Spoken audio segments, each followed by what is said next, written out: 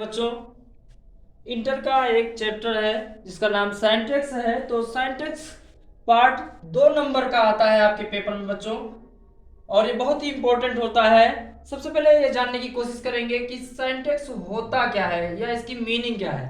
तो साइंटेक्स की मीनिंग जो है उसे बोल सकते हैं हम एक सरल शब्दों में वाक्य रचना। क्या बोल सकते हैं? वाक्य रचना। ये होता क्या है साइंटेक्स? तो इसमें क्या बताया गया है कि सब्जेक्ट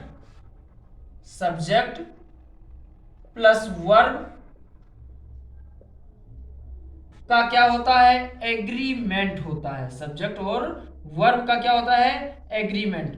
ये एग्रीमेंट क्या है बच्चों? तो ये बताया जा रहा है कि जो सब्जेक्ट और वर्ब है इसको एग्रीमेंट क्या है? तो एग्रीमेंट मीन्स हो गया इसका समझौता होता है। क्या होता है? इसका समझौता होता है बच्चों।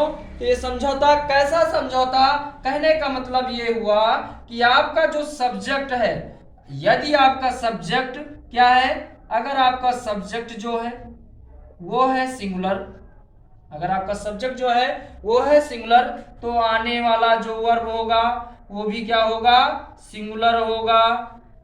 यदि आपका सब्जेक्ट क्या है? सिंगुलर है, तो आने वाला जो वर्ब होगा वो भी क्या होगा? सिंगुलर ही होगा। सेंटेक्स क्या है? सेंटेक्स की मीनिंग होती है वाक्य रचना। क्या है सेंटेक्स? तो सब्जेक्ट प्लस वर्ब का जो एग्रीमेंट है, कैसा एग्रीमेंट? समझौता। कि आपका जो सब्जेक्ट है वो अगर सिंगुलर है तो आने वाला वर्ब भी क्या होगा? सिंगुलर ही होगा। यदि आपका सब्जेक्ट जो है और वो क्या है? प्लूरल है। यदि आपका सब्जेक्ट क्या है? प्लूरल है, तो आने वाला जो वर्ब होगा वो भी क्या होगा? प्लूरल ही होगा। यदि आपका सब्जेक्ट सिंगुलर तो आने वाला वर्ब सिंगुलर, यदि आपका सब्जेक्ट प्लूरल तो आने वाला वर्ब भी प्लूरल होता है। और इसको जैसे सेंटेंस होता क्या है? तो सब्जेक्ट प्लस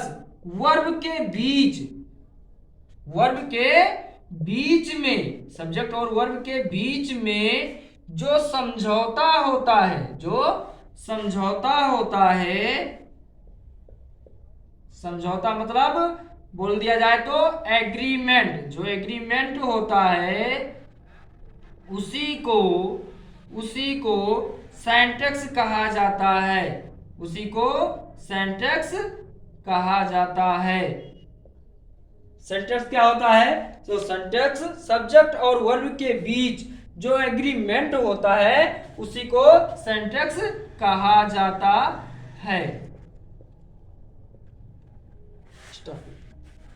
फर्स्ट क्या कहता है बच्चों? रूल फर्स्ट कहता है कि जब हम क्या कहता है?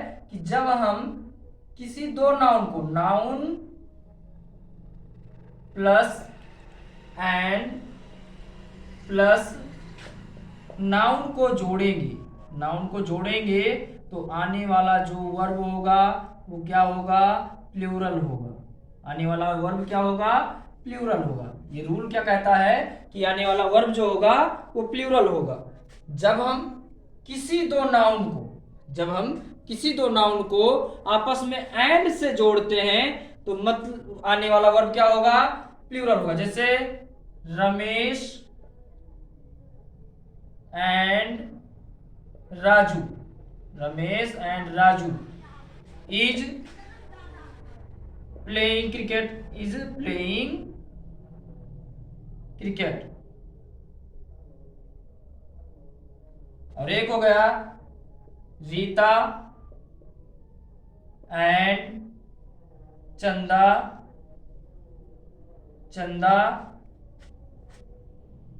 सॉरी रमेश एंड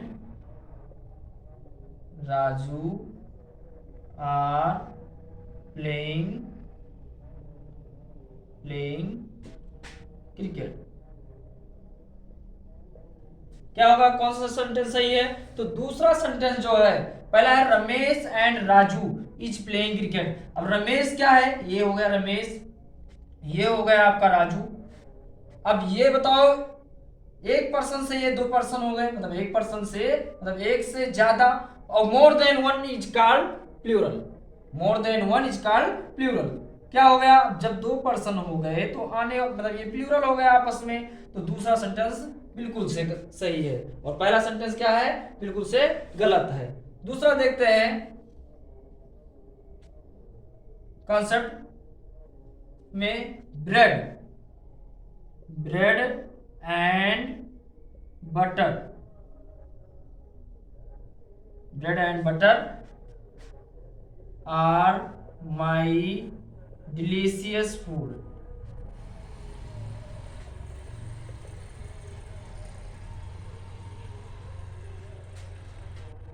ब्रेड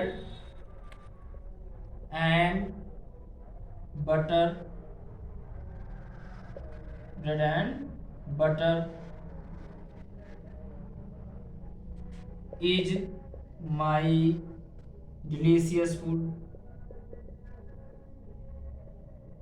इसमें क्या सेंटेंस है बच्चों सही, तो इसमें देखो bread and butter are my delicious food, person क्या है ये, तो आप पिछली सी बात आप बताएंगे ये सही है, लेकिन सही क्या है, सही इसमें दूसरा सेंटेंस सही है, पहला सेंटेंस गलत है। पहला सेंटेंस गलत है, दूसरा सही क्यों, क्योंकि अब ये अभी की सर जी अभी आपने बताया कि जब दो नाउन को एंड से जोड़ा जाता है तो आने वाला जो वर्ब होता है वो प्लूरल आता है, और इसमें ब्रेड भी है और बटर भी है, लेकिन अब वर्ब कौन सा आ रहा है, आपने बताया कि इसमें वर्ब इज आ रहा है, और सही कौन सा है, सही दूसरा है, पहला क्यों गलत है। तो आप जब भी क्या करेंगे, जैसे ही आप नाश्ते के लिए जैसे आप दुकान पर गए, क्या किया, मान लो लाए, तो आपने जब ब्रेड मतलब क्या किए, आप गए मान लो, और ब्रेड ये मान लो क्या है, ब्रेड है, और ये क्या है, ब्रेड, और ये मान लो बटर है, तो आप जब भी इसका सेवन करेंगे, जब भी आप इसका सेवन करेंगे तो बटर को ब्रेड में लगा कर खाएंगे। ऐसा नहीं कि पहले बटर खा लिए फिर ब्रेड को खाए, ऐसा नहीं है कि पहले आपने क्या किया, ब्रेड को खा लिया तब बटर को खाया, ऐसा नहीं हो सकता है। तो इसलिए क्या है, पहले मतलब जैसे कि आप जब ब्रेड को लिए, मान लो आप हैं ये क्या है, आप हैं, और आपने ब्रेड लिया और इसी पर क्या किया, बटर को लगा लिया, तो आपने क्या किया, इसको एक साथ ही खाया, और इस पार्ट को हम क्या कहते हैं, पार्ट एंड पार्शियल। पार्शियल मतलब ये क्या है, ये दोनों एक दूसरे के अभिन्न अंग हैं, ये दोनों क्या हैं, एक दूसरे के अभिन्न अंग हैं। और ये क्या है, क्या रहा है कि माई डिलीशियस फूड, मतलब ये दोनों एक साथ ही खाया जाता है, ये दोनों क्या किया गया है, एक साथ ही खाया जाता है, मतलब ये एक दूसरे के पूरक हैं, इसलिए ये दूसरा वाला सेंटेंस सही है, bread and butter is my delicious food. ठीक है, तो रूल क्या कहेगा, रूल कहेगा कि यदि दो नाउन क्या हो, यदि दो नाउन एक दूसरे के पार्ट एंड पार्शियल हो, पार्ट एंड पार्शियल हो मतलब अभिन्न अंग हो, तो आने वाला वर्ब जो होगा वो क्या होगा, सिंगुलर ही होगा। तो आने वाला जो वर्ब होगा वो क्या होगा बच्चों, सिंगुलर ही होगा। लेकिन when two noun is adding by, जब दो नाउन क्या किया जाए, एक दूसरे से जोड़ा जाए और एक दूसरे से क्या हो, डिफरेंट हो, ठीक है, तो ऐसे आने वाले को क्या कहेंगे, उसको हम आर लगा देंगे आने वाला वर्ब। लेकिन जब दो नाउन एक दूसरे के पूरक हो या अभिन्न अंग हो तो उसके लिए हम इज का ही यूज करेंगे, मतलब क्या हो, एक दूसरे के अभिन्न अंग हो। जैसे दूसरा एग्जांपल है राइस एंड करी, राइस एंड करी देख लेते हैं क्या है।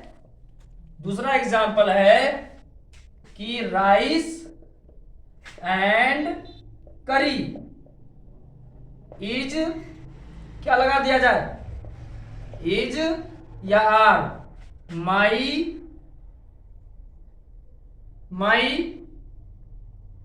Dinner, my dinner.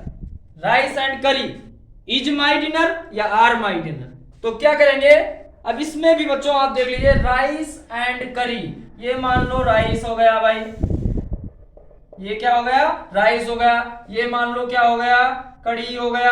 ये क्या हो गया, कढ़ी हो गया। अब ऐसा नहीं कि आपने पहले चावल खा लिया, मतलब राइस को खा लिया और फिर उसके बाद क्या किया, आपने फिर कढ़ी को गड़का लिया, पी लिया, ऐसा नहीं होगा। आप क्या करेंगे, इन दोनों को एक में ही मिक्सचर करेंगे, गांव की भाषा में इसे सानेंगे, और सानने के बाद तब खाएंगे। तो इसके लिए क्या करेंगे, ये भी एक पार्ट एंड पार्शियल है, इसके लिए इज का ही यूज होगा। मतलब जब दो नाउन क्या हो, एक दूसरे के पार्ट एंड पार्शियल हो, तो उससे आने वाला जो वर्ब होगा वो क्या होगा, सिंगुलर ही होगा। और जब दो अलग अलग नाउन को एंड से जोड़ा जाए, ठीक है, तो आने वाला जो वर्ब होगा वो प्लूरल होगा।